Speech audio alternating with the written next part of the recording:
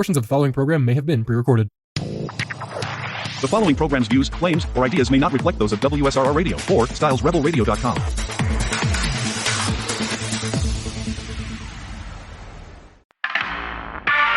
And now, we take you behind enemy lines with Lucas DeRazio and Dom Ferro on WSRR Radio. All Browns fans will go to heaven where football season's never ending. The leaves have changed, smell it in the air. Where every morning is a Sunday morning, the grill is firing and the drinks are pouring.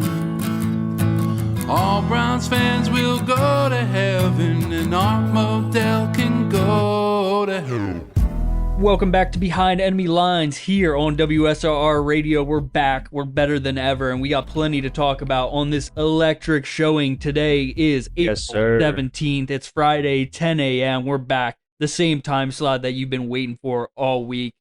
And Lucas, it was a pretty good week in sports. The Masters unfolded, one of the best events of the year. Something That's right. I always look forward to, something I think you always look forward to. A lot of people, even if you're not a golf fan, this is the one you gotta watch. This is definitely something to put on your sports calendar. Like this is a holiday year for anyone who follows any sports. Like even if you don't do any other golf, even no other Masters, like this is if you're like in Christian terms, like this is your Christmas, Easter only. If you're only gonna go to one Mass of the year, make it the Masters. Yeah, no doubt. Like exactly. If you don't watch anything, you gotta be watching Sunday at Augusta. That's right. You gotta be watching the leaders play an Amen Corner. That's where the winners win and the losers fall apart. That's right. We've seen it in the past. We've seen Jordan Spieth back in 2015. He's never been the same golfer ever since. He put, I think, 3 in the water on 12. And oof. Even last year, it almost got Rory down the stretch. He put one in the pond, and then he battled back against Justin Rose, but wins his second in a row. Only the fourth golfer to ever do that, with some prestigious names up there: Tiger, Jack Nicklaus, and Nick Faldo. Yeah, kind of the oddball out there. But Rory now, number 4. And the Masters is just like the best tournament at getting the guy to win it all. That's right. Like you've seen only dogs win the Masters. In the past, like 6 years, there's been, I think, 2 repeat guys. I think Scheffler and, of course, Rory. And then you have John Rahm, who obviously is not the same now that he's in Live Golf. But back in the day, he was the guy. And then you had Hideki Matsuyama, the first and only Japanese player to win a Masters. And he seems to always play good at this tournament. And Augusta is just like, I feel like it's like the perfect major, the perfect event that always has the best story. Like last year, Rory, like this prodigy kid finally chased like down the one thing that he's been chasing for years to finish that Grand Slam, or the, what do you call it? Yeah, career Grand Slam. Yeah, the career Grand Slam for golfers. Got it at 35 after like going pro at 18. Yeah. And the year after comes back.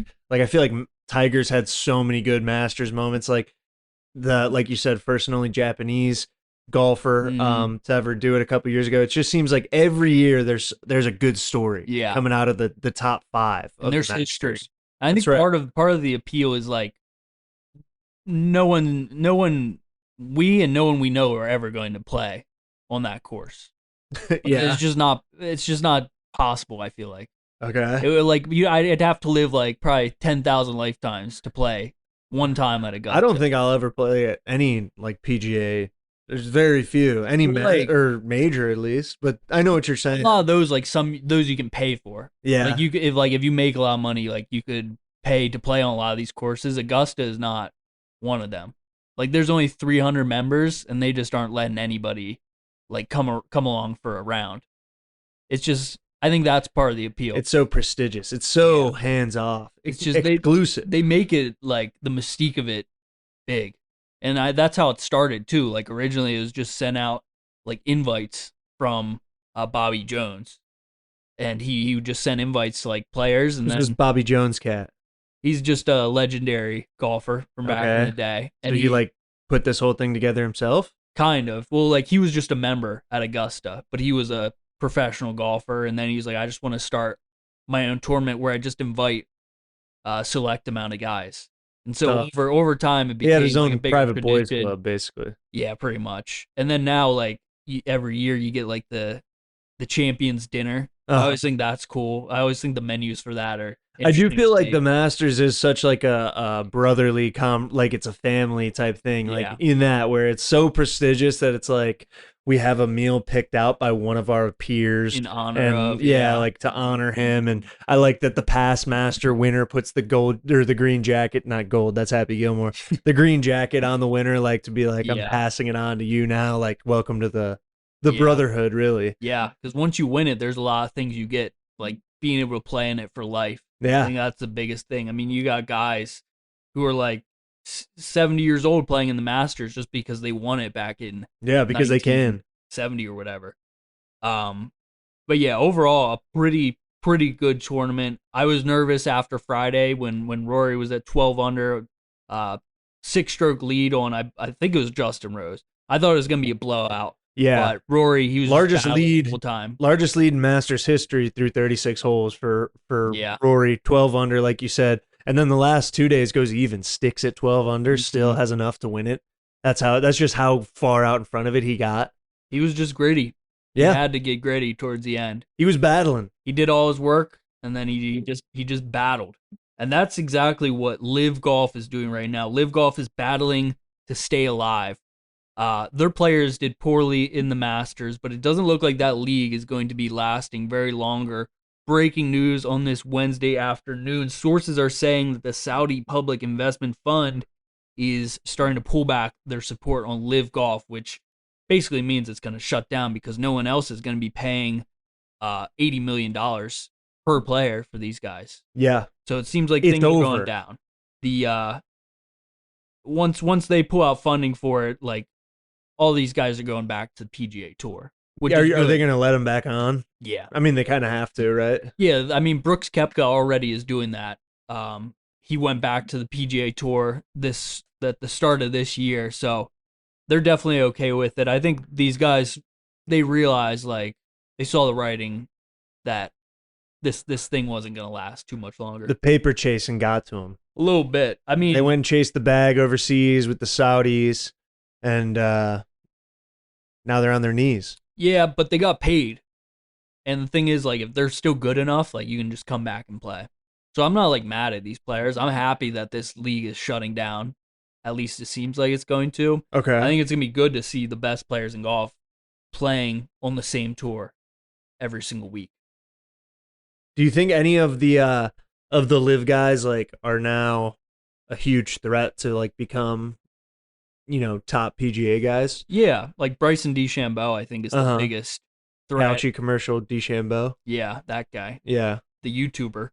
I think John Rahm, like, if he could get just a little bit back to what he used to be, I think he's definitely a threat. Patrick Reed, that's another guy. There's a lot of really good golfers in Live.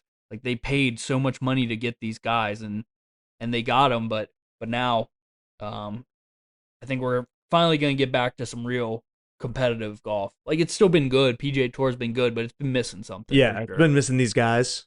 Especially with, like, even though he's just one of the guys, like, DeChambeau does bring, like, a certain drama and, like, you need a villain. That's exactly right. And now, coming back from Live, he'll even be more of a villain back on the tour. He's going full heel turn. Yeah, I mean, it adds a little bit of lore.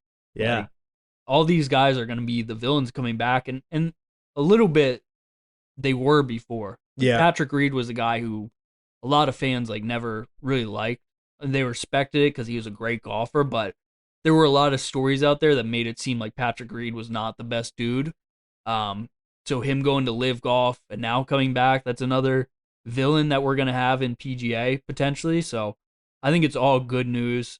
I'm happy that Live is shutting down. I don't know anyone who's ever watched it. Like, I tried to tune in a little bit when it first started, but I realized this team golf stuff, no one wants to watch that. I don't think that, I think golf is, like, getting bigger, obviously, and the game is obviously growing, but, like, why did the Saudis think that, like, people would be like, yeah, I want to split my time between two golf leagues? Like, I don't think there was ever a scenario where this played out to everyone be like, this Live thing seems awesome. Yeah.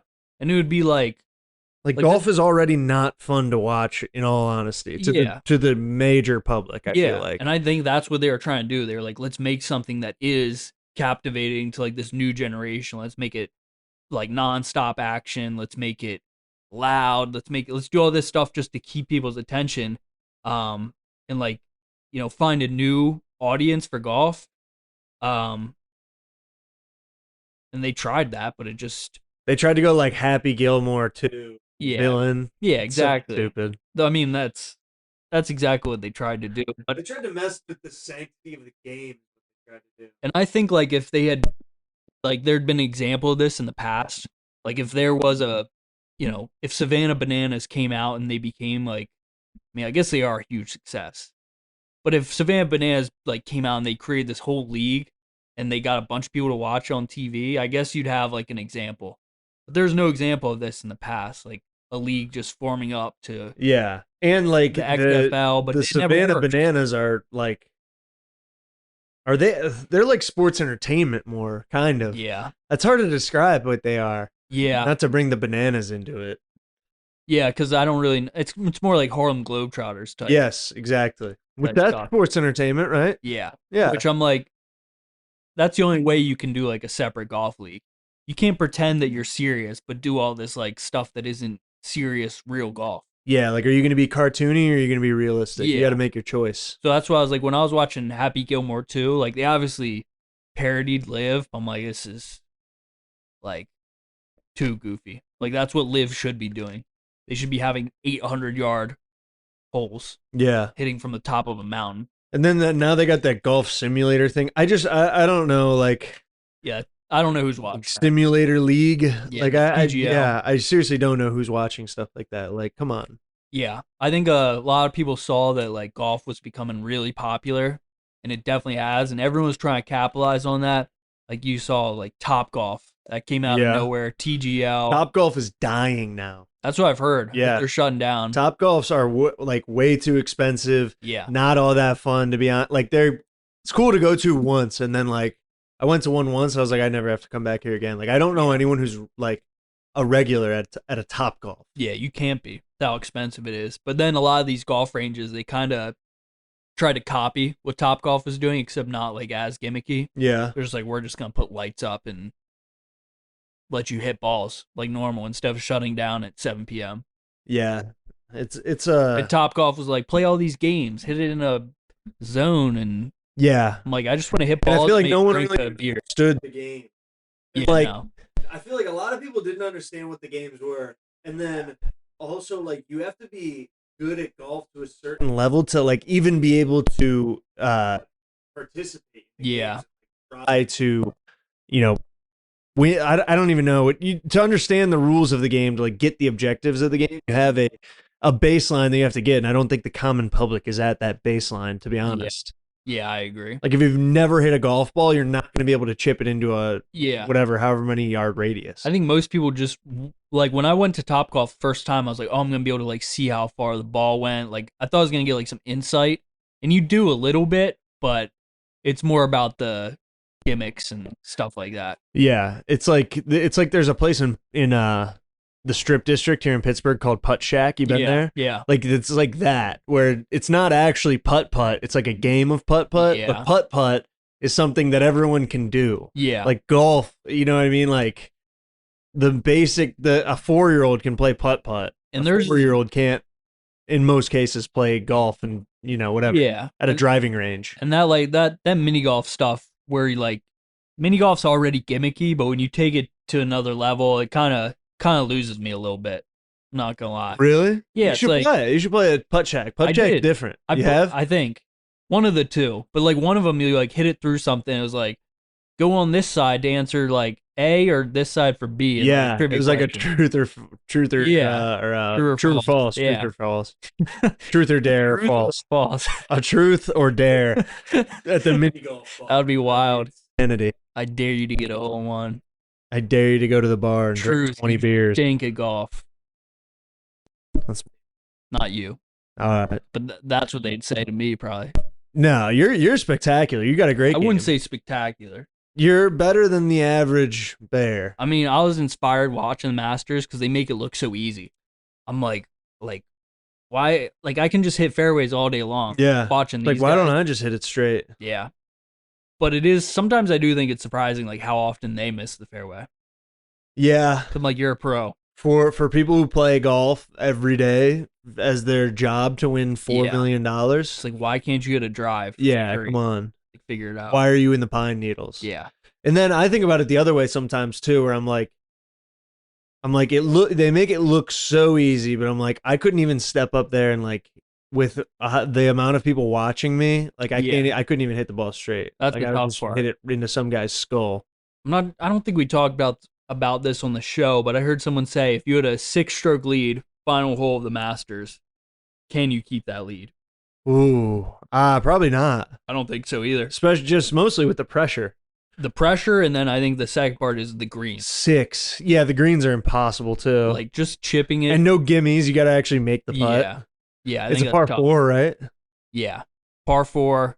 And like you said, the pressure. So off the tee, I'm either like topping it or I'm slicing it way right. Yeah. Just like Rory did on the final hole. Yeah, honestly, you might if you're going to play it super smart, you might just play like a 7-iron. A putter and just hit it as far as you can. No, that wouldn't work, but I feel like you could hit like 4 7-irons. Yeah, definitely. I would if I was like, Maybe all right, I have 3. to get a 10 on this hole to win $4 million. Yeah. I'm not getting the driver out of the bag. There's no chance. I don't trust it enough. You got to have some ego. I think I'm bringing the driver out just to get it out there.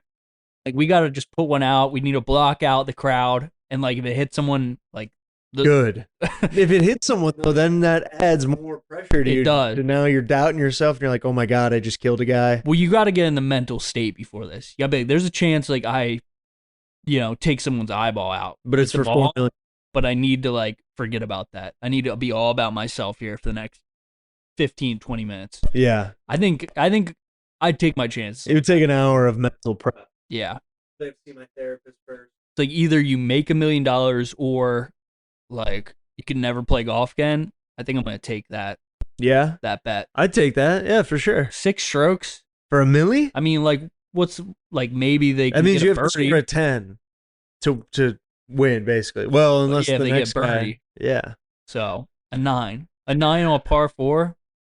The greens are gonna be the tough part. Yeah. Yeah. I don't know. No mulligans? No mullies. No mullies? Got to be man of honor. Nah, I don't know. That would get to me, and then I'd probably lose, and then I'd probably go home and never sleep again. Never golf again either.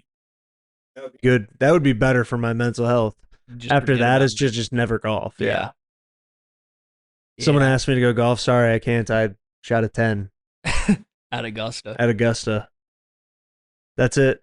So that's the end of my golf career. Story. No mini golf either. No mini. Oh, now this changes everything. Now you're out on that $1 million to go in. Because I'm a mini golf stud. I think they might be able to find $2 million laying around. Yeah. Yeah. How much money do you think they make on pimento cheese hats? I was thinking that like how much do they make in vendor like stuff like that, like in the food and the hats and the merchandise? Do you think they make more money? No, they make more money on the TV contract, right? That's probably where most. Probably, yeah. That's where the biggest revenue gain is. That's probably like pushing. I don't know. It's a good question. Couple million. Yeah. I was thinking like 100 million. Probably. But then I was thinking like because it'll be way more, right? Because like NBA deals and NFL, I think it's like billions, up to like $1 billion. I'm pretty sure. Yeah, but you could probably look that up. It'd probably be public record. Yeah, but you're also getting like hundreds of games, and with this where you're getting like thousands of games. I think. Yeah, that is true. But it's not. Masters, but it's the Masters days, and you get a lot of different streams too. So I don't know. That's something to look at during the break. But I want people to call in, text in, tweet at us. Let us know. Can you keep the 6-stroke lead on the 18th hole? 216-859-8699. 6 strokes. Can you take 6 strokes? Can you handle 6 strokes? Do you think you could handle 6 strokes, Dom? Do you think you'd be able to handle it without blowing up? I don't think so. I don't know. I definitely couldn't. I don't have the mental fortitude. I think I'm good on. I think I'll take no strokes. What? No stroking. Yeah. All right. We gotta get to break here. We gotta get to the next. So we Get gotta off the pass rails. that. Stick with us on WSRR Radio.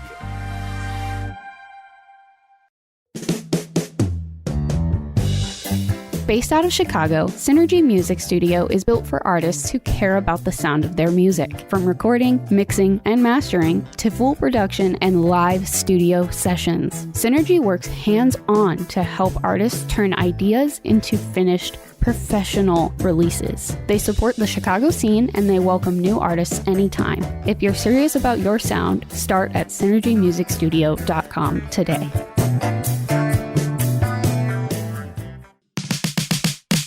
Independent music has always been about doing things your own way, not cutting corners, not chasing trends, and definitely not handing everything off to someone who doesn't care about the end result. That's where Hellbender Vinyl comes in. Hellbender Vinyl is Pittsburgh's first and only custom vinyl record pressing plant trusted by artists across the country.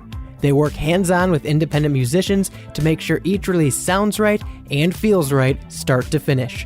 Every project includes 5 free test presses, so quality isn't a guessing game, it's built right into the process. So, if you're serious about your music and how it's released, don't settle for disposable formats. Press it with Hellbender Vinyl. Hellbent on quality, hellbent on service, hellbendervinyl.com.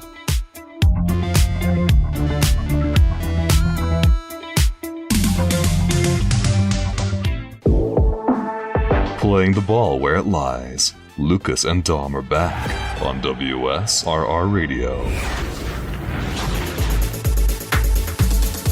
Welcome back to Behind Enemy Lines right here on WSRR Radio. Brought to you by our proud partners at Synergy Music Studio. Based out of Chicago, Synergy Music Studio is built for artists who care about the sound of their music, from recording, mixing, and mastering to full production and live studio sessions. Synergy works hands-on to help artists turn ideas into finished professional releases. If you're serious about your sound, start at synergymusicstudio.com today. Dom, over the weekend, I was at the in-laws' house for a wedding shower, and they have that Hulu Plus where it's like ESPN Plus and like all the cable channels you could ever find. Really? So, and like any sporting event. So like when I'm there, even though they, her dad likes sports a little bit, but like none of them are, huge. They're not a huge sports family. But when I'm there, I'm like, I'm going to turn anything I can on. So my parents were there too, and my dad's the same way. Like, he'll watch any sport. We were on their Hulu, and like I'm just going through the miscellaneous live events. Yeah. And there's like this rugby league on, and I was like, let's do it. Let's watch some rugby. And speaking of Synergy Music Studio, is the Chicago Hounds versus the LA, I forget what their name was, Legacy or something like that. Unity, some word that isn't multiple. Allegiance, something like that. And we were watching 11-on-11 rugby in the rain in Chicago, and it was something to see. Have you ever watched this new, I think it's called the MRL or MLR, the Major League Rugby? No, I haven't. It's new. I don't know if it's new or not. I think it is. It's new to you. First I've ever heard of it. That's right. It's new to me, and it was all right to watch. It was a lot of tush pushing. First off, it was a lot of scrums. In 11's rugby, I don't think there's a lot of open space that gets exploited as much as maybe in the 7th game. Oh, I see. Is that more popular? I'm not sure. I don't know, honestly. I don't know anything about it. I know there's 7s and there's 11s, but they play in the same field. Yeah. And I know there's men's and women's. The thing I don't understand about rugby is like how you score, because there's like an end zone, but I feel like when I've watched, you need to like get it like somewhere else. You need to like put the ball the down in the end zone. Oh, I see. You can't just like run into the end zone and cross the plane. You have to like touch the ball to the ground. Gotcha. And then wherever you are in the end zone on the like x-axis of the end zone, if you're looking at it like a graph, that's where you have to kick the ball for the extra point is. So like if you're in the middle, you get an easy angle, but if you're like over on the side, it's like a tough, you got to kick it like from the sideline. Huh. So if you're running, if you got breakaway, I feel like that's another thing with rugby. You don't usually see a lot of breakaways. There's not as many breakaways as you want there to be. And there's some good hits though. There's some big hits, especially in like the 7-on-7. Like that's one where you'd feel like you'd see guys breaking loose all the time. You do more there, but you still don't see it as much as you think you would. Yeah, at least from what I've seen. Very, very. There's a lot of rules that I don't understand. Because like sometimes like you just gotta push, Yeah. and then other times like no, you can like They throw get into the scrum, and then and then they do there's like a sidelines inbound thing, Oh yeah, but like they lift one guy up by his shorts, like way up over the by head. shorts. Yes, they like grab his waistband and Like, he they give him a jumps. wedgie. And like 3 guys like lift him up, and they put one hand on the waistband and the other hand on his ass, and they lift him all like way up into the air, and he catches it and he tosses it back to one of his boys. I can't. I'm having a hard time imagining that. You I have haven't to see it. I You haven't have to seen a clip of that. It looks like they're like cheerleaders, like the That way play they're called? lifted. I have no clue. I don't know. It's like a sidelines out of bounds, like in basketball, Yeah, though. like And the corner defending kick. team does it too. They throw a guy up, but he just like waves at it and tries to bat it down. I But he don't know never why. does. Yeah, I've never seen it. I've never seen him do it. That's kind of like how like I mean I guess you see in basketball, but like when people are like inbounding, like you see like a guy covering the guy inbounding, And he never gets and he it. never even even gets close to it.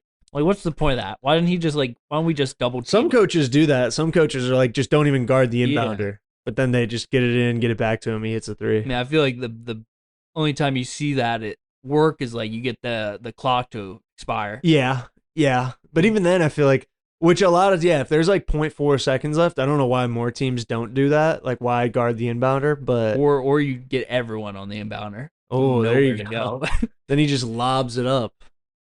You get your tallest guys out there. Yeah, Bring all the- 5 of them. You got yeah. 5 7-footers on the team just for that.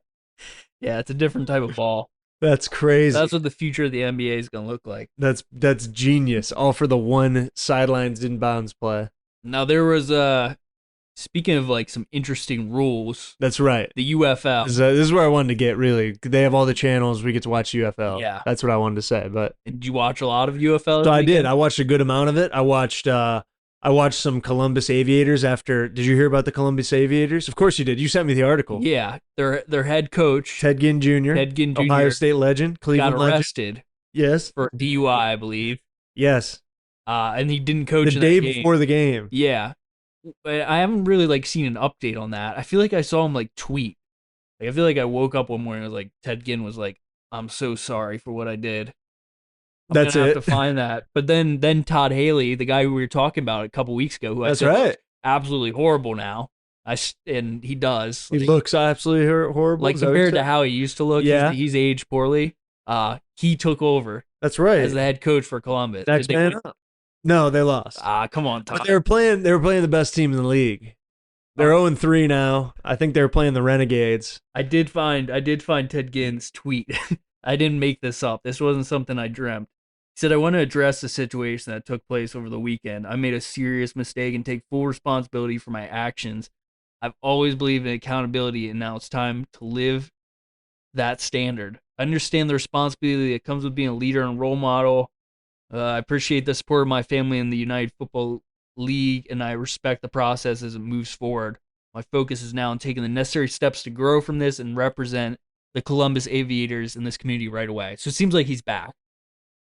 Right away? It seems like it. No leave, nothing? He says represent them right away. So that means like he's back to work. He's back in business. I think baby. that means he's going to be on the sidelines. Is this going to be enough to propel this team from an 0-3 start to move through the rest of the season? I think it's going to inspire them, honestly. If our coach can get arrested, miss a week, and then still come back and get to work right away, why can't we? Look how dedicated this man is. We should be dedicated to We him. need to work for Coach Ginn like we couldn't do for Coach Haley. All right. That's probably what they're thinking. It's an interesting motivation tactic. Let's just say that. But the big It's all game by that design. the big game that I did watch this week that had such a preposterous ending that I reached out to you. And, this is a league that I've supported very, very much on this show and otherwise. And I want, football. I think it's good to grow the game and have as many leagues as possible and maybe use this as like a minor league like we had talked about a few weeks ago. But there is also an entertainment factor to it, and people should care about game. And having a rule in overtime like the Louisville Kings versus Orlando Storm game did that had the end of the game be on a penalty, Yeah. I'm not a huge fan of. So Yeah. Explain what this. happened was, what had happened Like in you're this saying, like, situation What's that? Explain this like you're Dean Blandino. All right, so I'm Blandino here. They do have a guy. I forget who's It is CBS Blandino. It is Blandino. Yeah. So Blandino comes on. First off, he's working year round. He's the only guy working year round. Yes, he is. He's spectacular. Well, no, they got they got one of the commentators who does the CBS games doing doing the games here, or the Fox games. I mean, Ian ain't doing that. No, not Ian. He's way above that. Yeah, come on, let's be honest. No Spiro either. Yeah, it's not for the big dogs. So first off, Louisville comes back. Really good game actually in the fourth quarter. I think they were down like 10, maybe even more. And they come back and they tie it up. It goes into overtime. Now, their overtime rules I already don't like. Instead of doing college rules, which I think they should, they have dueling 2-point conversions. It's like a shootout in hockey where each team gets 3 opportunities to score from the 5-yard line. So it's even more than a 2-point conversion, actually. Score from the 5-yard line. You get 3 chances, basically, going back and forth, just like a shootout in hockey. Neither team scores all 3 times. 3 stops. Then it's sudden death after that, just like, again, in hockey. In the second try that Orlando had, Louisville had a penalty. Or no, it was the third. It was their final one. Louisville had a penalty, and Orlando gets to move up 3 yards. They do it from the 2, whatever, still gets stopped. So then it goes into sudden death. Louisville gets the first chance. They don't get it. Orlando gets the ball back. They try to throw the ball. It's a PI. And I'm like, oh, that was kind of, first off, really bad call. Second, I was like, all right, but like they still can stop them at least. Like they'll move it up to the 2, maybe even the 1. Like they're kind of getting hosed, but at least they still have a chance. Instead of just giving them a chance by moving up the ball, they're like, if you have 2 penalties in the overtime, 2 defensive penalties, it's counted as an automatic successful try. Yeah. So Orlando wins in sudden death overtime without scoring a single time in the overtime period, without actually getting into the end zone. So you texted me about this, and you're like the craziest thing just happened in the UFL. I'm not sure how I feel about it. And I went to Twitter. I saw the clip. I was like, yeah, that's BS. But my whole time, the understanding was that there were penalties on back-to-back plays. But you're telling me that there were penalties like just in separate times during overtime. Yeah, so it wasn't even like they got the ball at the 5 and they had an offsides penalty, and then they also had the next try for Orlando there was a PI. Yeah. It was over the entire overtime period. So it wasn't even like, if it was that's the other thing to me, like if it was back-to-back consecutive plays, that kind of makes sense somewhat. Yeah, I could get behind that. That kind of reminds me of like when the Commanders kept on going offsides. Yeah, kept jumping off sides against Philly. Yeah, to stop the tush push, and the refs were like, if they do that one more time, it's gonna be a touchdown for Philly. Like I get that, like it because they did it like 5 times. Yeah, like you gotta have rules to I think UFL wants to keep the pace of the game pretty quick. They don't want players playing for hours on end. So I get that. Like you do want rules in place. Like if it was back to back, maybe you could have a reason, but just penalties in separate points in an overtime, I think is absurd. Yeah, and I'm against it. Very, very bad. But very I have bad. heard they're like working to, they're hearing the feedback from the fans, and I think they're gonna change that one. I hope so. They should, because again, this is just another thing to like. Where I watched the entire fourth quarter of this. I watched the entire fourth quarter of the Louisville and Orlando game. Just for that. And then that was the big payoff. Penalty. And at the end of it, I was like, I wish I now I feel like I just wasted the last hour of my life because of this. And like I'll still watch more UFL games, and now I'll be aware of that and hope that doesn't happen. But like obviously it wasn't a good payoff for me at the end of the day. That's the bottom line. Yeah. And that's what you need for the fans. That's what gets the people coming back. I'm kind of interested in these games. Sometimes though, like when I'm interested in watching it, like on the weekend, like they just don't play at the times I want to be watching. Yeah, that is a tough part. I think they had an 11 a.m. or like 11:30 game last weekend. I'm not watching that. Like if they're going to do this, I think it should be like really late at night. Yes, I do think that. I agree with that. They should all be primetime games. Except for one. There's 4 teams, excuse me. There's 4 games each weekend. They have 1 on Friday and then either 2 on Saturday and 1 on Sunday or vice versa. They need to have, but like this week, Sunday, they had them at like noon and 3. So it's like, well, I'm not going to. Yeah. You will know, not be I'm watching. not watching those over the Masters, Yeah. especially. That was the perfect day to have one at night because the Masters would have been over by 9 o'clock, 8 Yeah. o'clock, whatever you start. Yeah, but then the problem is these networks, like UFL's on like big time. You know, Fox, it's ABC, Fox. Like these networks aren't giving primetime slots to UFL. Which They're gonna put on like the BS. Like, well, shows. I think every game is actually on Fox. So I'm seeing this week Thursday. There's a Thursday game at 8 Whoa. p.m. The Louisville Kings at Houston Gamblers. That's on NFL Network. Friday night at 8 p.m. Dallas Renegades at Columbus Aviators. That's on Fox. Saturday at 12:30. St. Louis DC Defenders on ABC. And then the last game at 4 p.m. on Saturday, Orlando Storm at Birmingham Stallions on Fox. So they're spread across some networks. they're trying to. I like that they're at least trying to spread it out, but it is tough when there's only 4 games a weekend to be like at any time. At least I have the UFL to fall back on and can watch. For sure. But Yeah.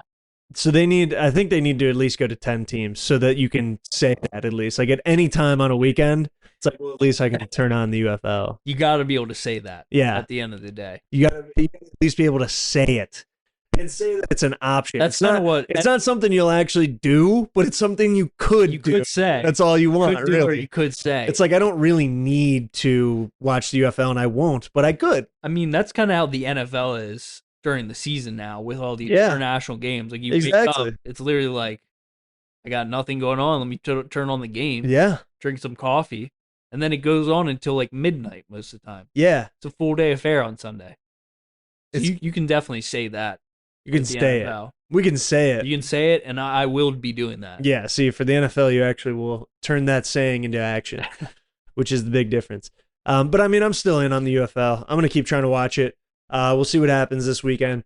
My favorite teams, my favorite players right now, I do like the Renegades are really good. Austin Reed's their quarterback, UNLV quarterback, and he's just been lighting it up. He's awesome. He's got Tyler Vaughn's at receivers. They've got a really good receiver room.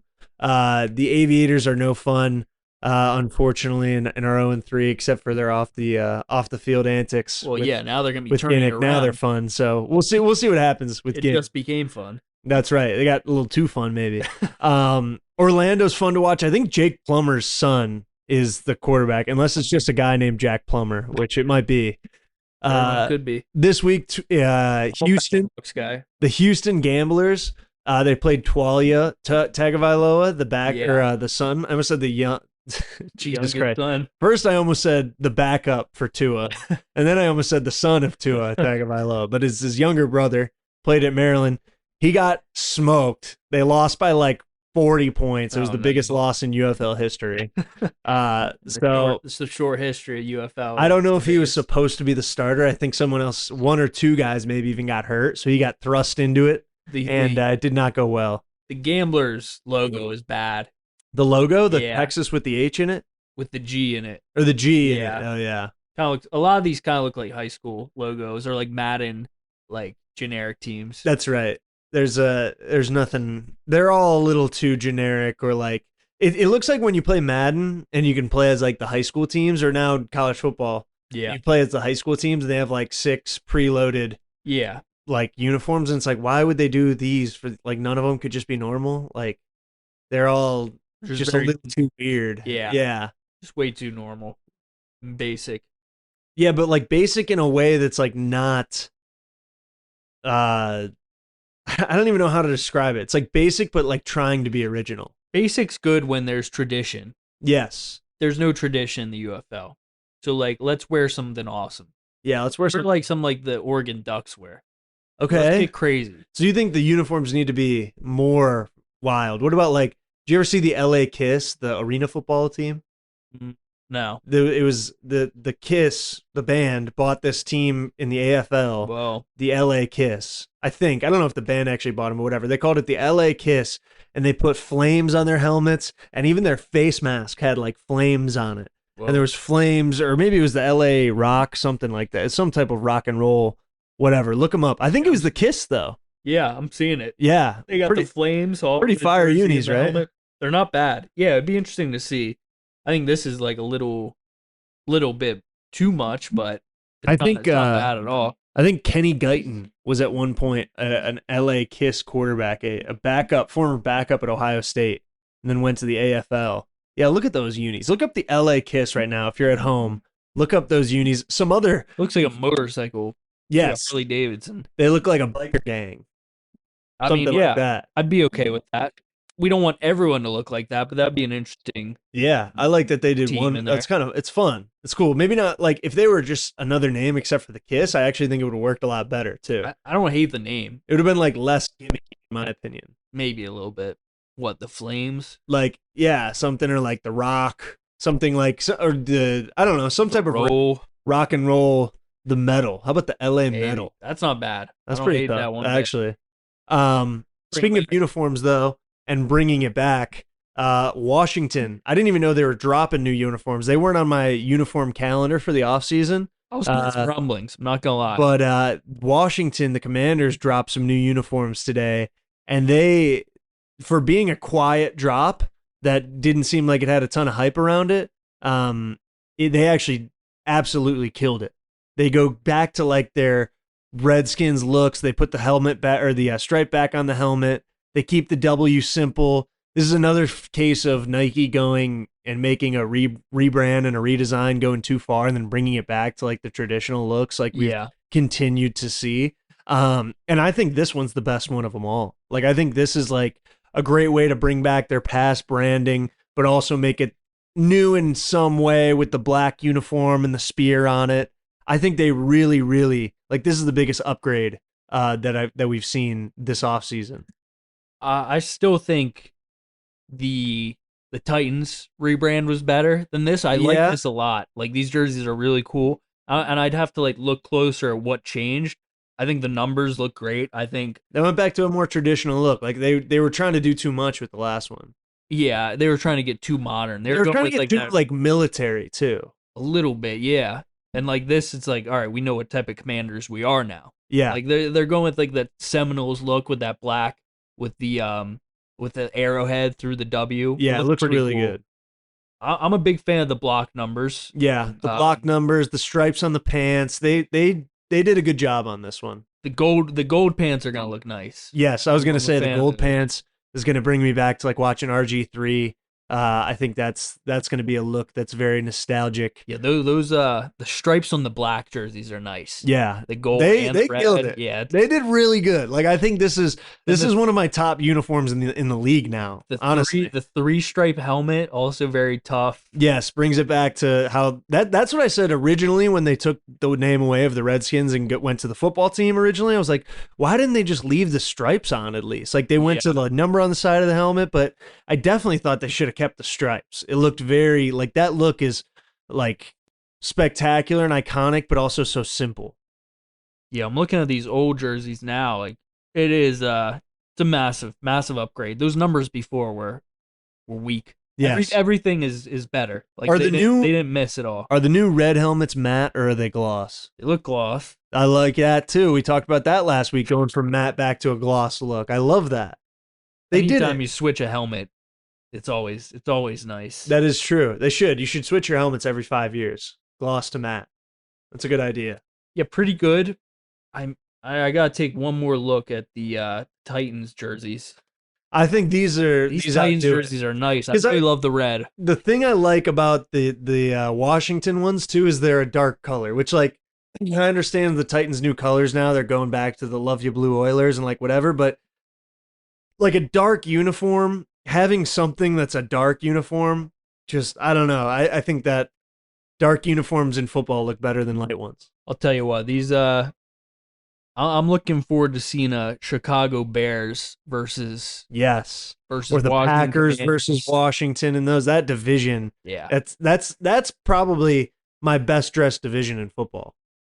Well, those are two separate ones. But I'm saying Philly, Cowboys, Giants, Washington, and Giants. I don't love the Giants. Giants aren't great. Giants are due for a rebrand, I think. It might be the Bears, Lions, Packers, and Vikings, though. Vikings, I think, are the weak point in that. I think they're too, but Vikings are still good. That division, excuse me. I think they are, but they are, and they're a good mix too of traditional but modern, but not overly modern. Yeah, the Vikings uniforms. I'd like to see a little more yellow in theirs. Yeah. Yeah. Okay, I could stand for that. Maybe a yellow outline on the yellow trim on the numbers. But I think Kyler's going to look good in that uni. Yeah. Yeah, I could see that. Who's most due for a rebrand or refresh of their jerseys? I think the Giants. I think the Titans were up there. Yeah. The Giants are tough because they're a New York team and they're very historic. They're a very historic, franchise, obviously. And like their look is so simple. Like you couldn't do too much. I think they could go back to like the 80s look a little bit and do some shoulder stripes or some different things.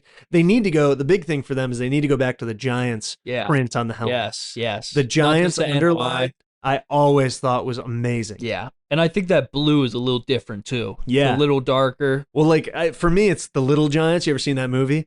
They're wearing those Giants uniforms with like the little bit darker blue, Giants underline, red stripe. Yeah. It's beautiful. Yeah. That's what they need to go back Those to. are the Lawrence Taylor. That's right. Giants Bill jerseys. Sims, Lawrence Taylor. The new logo isn't great. I mean, it's like a undercase NY. Yeah, it's a little, and there's nothing about New York too that's lowercase, by the way, not under. There's nothing about New York that's like undercase, lowercase. You know what I mean? Like New York, it's one of the biggest cities in the world. Apple. It's the Big Apple. You got to be big if you're going to make it New York. If you can make it there, you can make it anywhere. Yeah. So I think that they definitely could use a refresh, and they don't have they have tradition. They can go back to traditional looks. Yeah. Got to keep. The Titans were one of them, and now they have it. Everyone hated the Falcons uniforms ever since Matt Falcon was rocking them. Matthew Falcon. And so they, all the ones that needed to happen have. Commanders now as well. Bengals are pretty outdated, I feel like. They've Bengals spiced got it a up. new one. Yeah, but it's not that.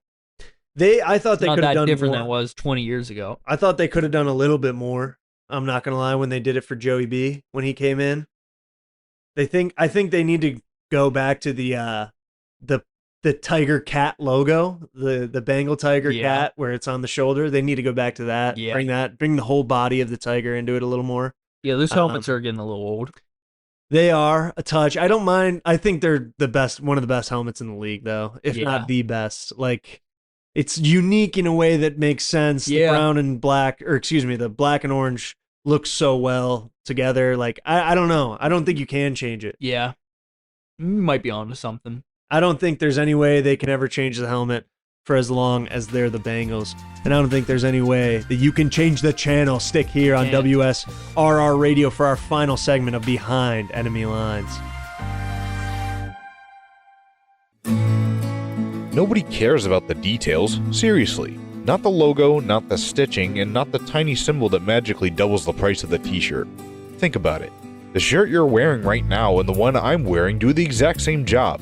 They cover us, they keep us warm, and they stop us from being arrested for public indecency.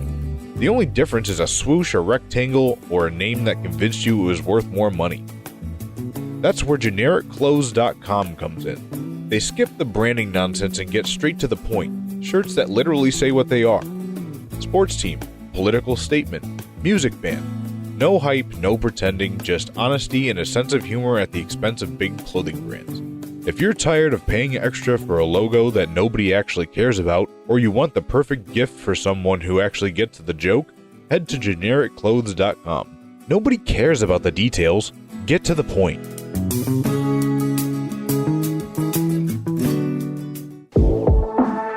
Calling it like they see it. Lucas and Dom are back on WSRR Radio. Welcome back to Behind Enemy Lines right here on WSR, brought to you by Hellbender Vinyl. Hellbender is Pittsburgh's first and only custom vinyl record pressing plant, perfect for local and independent artists who want to take their album release to the next level. Don't settle for a bunch of ones and zeros floating around the internet. Have a physical album release with Hellbender Vinyl. Check them out at hellbendervinyl.com, Pittsburgh's own Hellbender Vinyl. Pittsburgh will be the home to the NFL Draft in a week's time. By the time you guys are listening to this, it will be 6 days away from day one of the NFL Draft. I think on Wednesday, me and Dom are going to head out with a table and do some fun live recordings with some of the people of the North Shore. Yeah. So if you guys live in Pittsburgh and want to come on the show, check us out. We'll probably be sitting out there with a table, give us a hot take, some type of sign like that. You'll probably hear that on next week's episode or maybe the week after. That's right. Hopefully we can get 2 episodes worth of content out of it. That would be really nice. That would be. Some of it'll then get outdated, especially for the second week, but that's okay.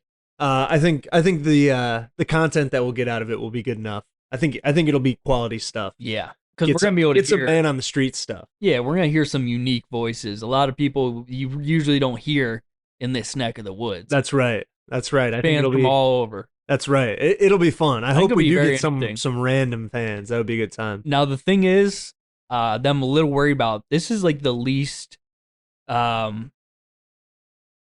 knowledgeable I am on the draft. Like probably in the last like 10 years. Yeah. Like I just don't really know. Like these mock drafts aren't clicking. Like I don't know. This is a pretty, even though any draft ends up getting interesting, and I'm sure the storylines of it will like start next week a little more, but like as of right now, this is a pretty low-key draft. The quarterback class is weak, which never helps. There's really only, everyone wants to see Mendoza go to the Raiders, but like from there, the next 3-4 guys, no one's super interested in. There's a big name, Jeremiah Love, out of the running backs room, but that's really it. Then there's like those 4 top receivers, but other than that, like the big early draft picks are going to be like on the defensive line, the linebackers, the offensive line. I think to like casual fans, it's not as like a high powered draft, and it kind of takes people out of it a little bit. But I do think that there's going to be, there'll be enough for us to talk about. No, I agree. With some random fans on the street that will give us enough. There would definitely be some characters out here too. Oh, for sure. You either get the and NFL. It doesn't have to. We can ask them about anything too. We don't have to ask them about the draft. Yeah, I was thinking like I don't even know what like the biggest team needs are. Obviously, you got like the Raiders and the Jets probably taking a quarterback, but like I feel like, and this is a big thing we talked about over the last year, like Cardinals taking a quarterback. Yeah, but like all the NFL teams are good. It seems like it's the most evenly like fielded we've ever seen the NFL. I feel like, and so there's not anything like super like glaring like misses for these teams. There's no teams anymore where I feel like 10 years ago there were still teams where it was like, geez, that team is so bad. Yeah, like this is obviously the worst team in the league. Like even the Raiders last year, like the Raiders beat the Patriots week 1, and I know it's week 1, but like the Patriots were in the Super Bowl. And the Raiders beat them with Geno Smith. Like, and they have things like they have the number 1 pick. They have things going for them. Yeah, Genty and Bowers and new head coach, and there's stuff going on. Like, like they were quarterback away from being decent.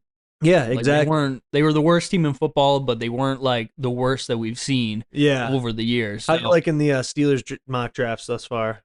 That's another thing. Like the last few years, I feel like I've had a guy. Like this is the guy that we're going to draft. Yeah. And usually I'm right. Like, I was all the way in on Derek Harmon, Troy Faltanu, like all the way back to like Najee Harris. I've always like been like, we've got a guy here that should be there and we should draft him. But this year I'm not seeing the board clear. Yeah. Just not feeling it. Like it could go a lot of different ways. That's the thing. Like the Steelers, there's a lot of areas they can improve on, but it depends on what direction they want to go. I don't think quarterback.